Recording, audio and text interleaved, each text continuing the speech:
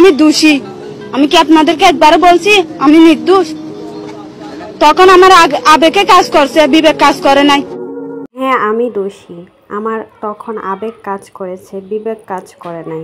এভাবেই যেন পাপিয়া সব সত্যি কথা বলে দিল। ভিডিওতে পাপিয়া পলাশ সাহার বিষয়ে কি বলল বিস্তারিত জানতে ভিডিওটা না টেনে সম্পূর্ণ দেখতে থাকুন। পলাশ সাহা দুনিয়ার মায়া সারা জীবনের মতো ত্যাগ করে চলে গেলেন, প্রায় 1 মাসের উপরে হয়ে গেছে। কিন্তু পলাশ সাহার মৃত্যু নিয়ে এখনও সোশ্যাল মিডিয়াতে আলোচনা সমালোচনা হচ্ছে। এখনও সত্যটা জানা যায়নি কিভাবে পলাশ সাহার মৃত্যুটা হয়েছে। সোশ্যাল মিডিয়াতে দেখা যাচ্ছে পলাশ সাহার মৃত্যু নিয়ে তার মেজো বাবি পাপিয়া সেন সাহাকে অনেক সমালোচনার সম্মুখীন হতে হচ্ছে। কি তো বলছে পলাশ সাহা নাকি আগে পাপিয়ার সাথে একটা রিলেশনের সম্পর্ক ছিল। আরও বাজে বাজেও মানুষের মন্তব্য করছে পলাশ সাহা আর পাপিয়া সেনকে নিয়ে।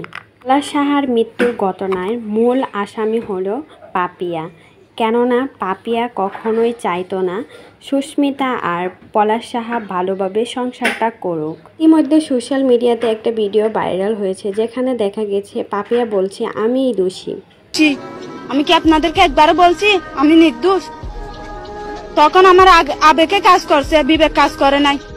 যদিও এই ভিডিওটি ছিল অনেক আগের করা, প্রায় 2023 অথবা 24 সালের মতো হবে। তখনকার এই ডায়লগটা অনেক বেশি ভাইরাল ছিল। তখন পাপিয়া এই ডায়লগে ভিডিও বানিয়েছিল, শুধুমাত্র মুখ লাড়িয়েছিল। এখন দেখা যাচ্ছে পুরো সোশ্যাল মিডিয়াতে এই ভিডিওটা ভাইরাল হয়ে গেছে, যেখানে দেখা যাচ্ছে পাপিয়াকে সবাই দোষী মনে করছে আর কি। পাপিয়া সেন সাহা তার শাশুড়িকে নিয়ে অনেক বাজে মন্তব্য করেছিল।